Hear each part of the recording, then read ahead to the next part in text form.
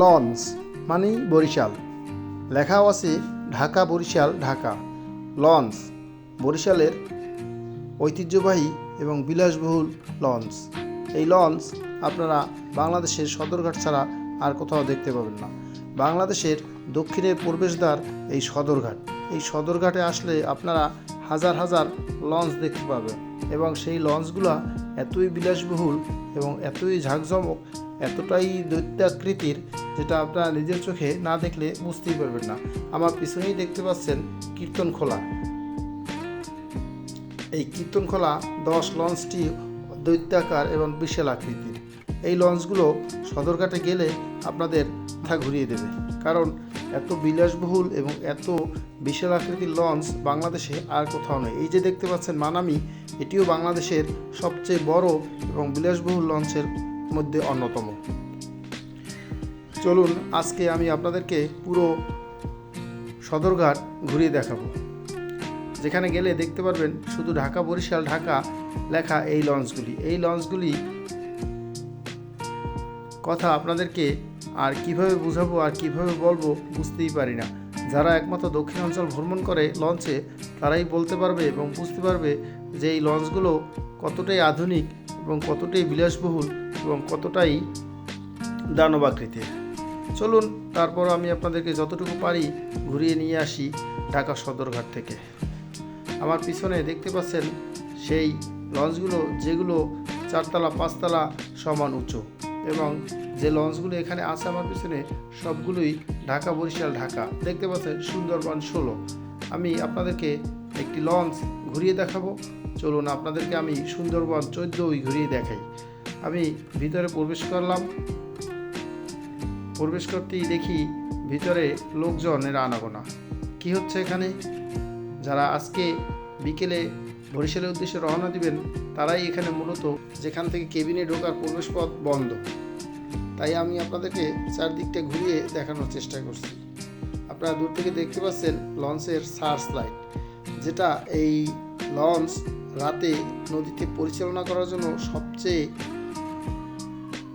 বিশেষ যে জিনিসটি, সেটি হলো এই সার্চ লাইট, যার মাধ্যমে নদীপথে ভ্রমণ করতে গেলে মাস্টার এই সার্চ লাইটের মাধ্যমেই রাতে নদীপথ পরিচালিত হয় এবং এই সার্চ লাইটের মাধ্যমেই রাত্রে এই লঞ্চের গতিপথ পরিবর্তিত হয়, কারণ এই সার্চ লাইট না হলে একটি লঞ্চ চালানো অসম্ভব। সুন্দরবন 14।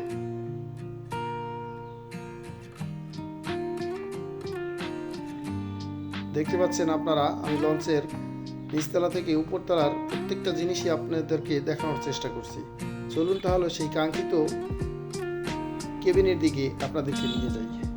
বন্ধুরা, আমরা চলে এলাম সেই কাঙ্ক্ষিত কেবিনের রুমের দিকে, যেদিকে আপনাদেরকে নিয়ে যাওয়ার জন্য আমি আস্তে আস্তে করে সামনের দিকে এগিয়ে যাচ্ছি।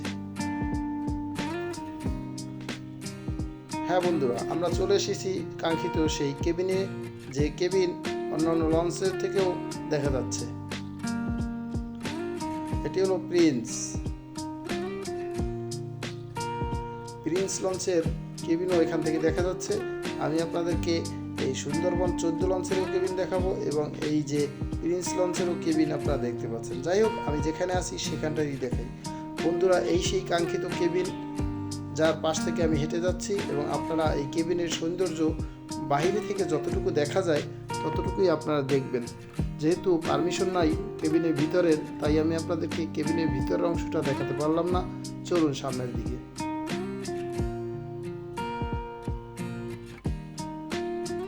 এদিকে দেখতে পাচ্ছেন কেবিনের টয়লেট, বাথরুম, ওয়াশরুম।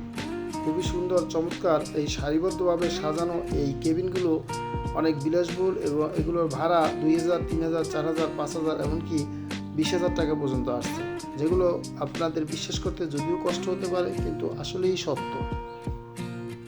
লঞ্চের এই মাথা থেকে ওই মাথা পর্যন্ত যতটুকু জায়গা আছে সবগুলোই কেবিন, এবং পুরোটাই এই কেবিন দ্বারা বেষ্টিত।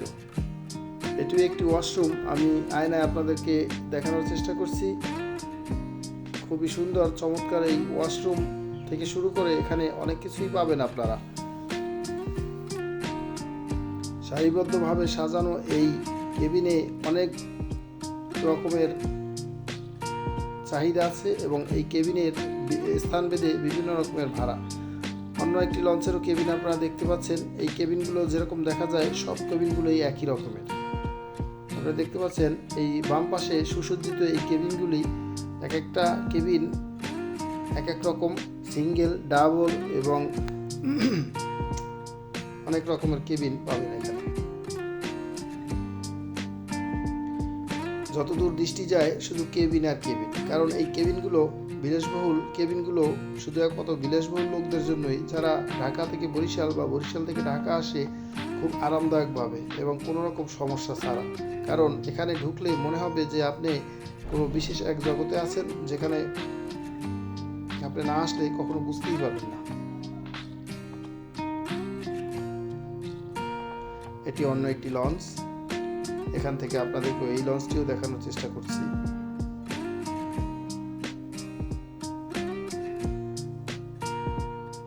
আবারও সেই কেবিন।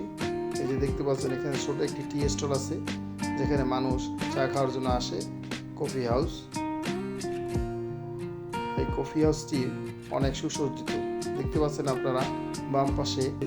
ঠিক আমি লঞ্চের একবারে উপরে, যেখানে আসা অনেকের জন্য অসম্ভব। যে লেখা আছে নেভিকো। এটি হলো ঈগল। এগুলো বাংলাদেশের প্রত্যন্ত জেলা পটুয়াখালী, বরগুনা, ভোলা এসব জায়গায় যায় সেই লঞ্চগুলো। এগুলো এই কাপড় দিয়ে বেঁধে রাখা হয়েছে, কারণ এগুলো ঈদের সময় ঈদ যাত্রার জন্য তৈরি হয়েছে, তাই এগুলো এইভাবে কাপড় দিয়ে সাজিয়ে রাখা হয়েছে। এবং এই লঞ্চগুলো বরিশালের প্রত্যন্ত এলাকায় যাবে এবং এখানে ঈদে ঘরমুখ মানুষের জন্য এই লঞ্চগুলো সুন্দরভাবে সাজিয়ে রাখা হয়েছে। সদরঘাটে সবসময় কম বেশি ভিড় লেগেই থাকে, কিন্তু আমি যে সময় গিয়েছি সে সময় মানুষ থাকার কথা ছিল না, তারপরও অনেক মানুষ। এজন্য আপনারা এই মানুষগুলোকে দেখতে পাচ্ছেন।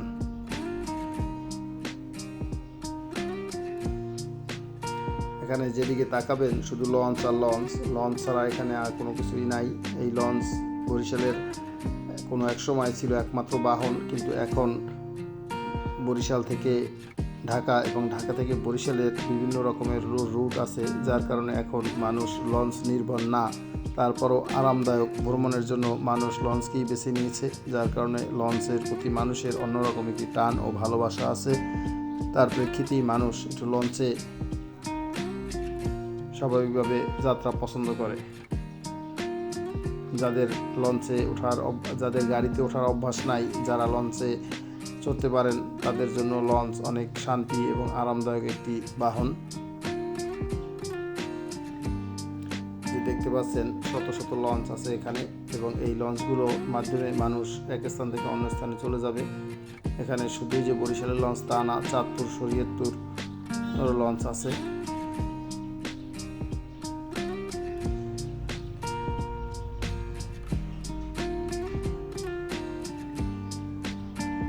বন্ধুরা, আপনারা আমার চ্যানেলটি সাবস্ক্রাইব করবেন এবং লাইক করে আমার পাশে থাকবেন, কারণ আপনাদের জন্যই এই ভিডিও এবং আপনারা আমার ভিডিওটি দেখবেন।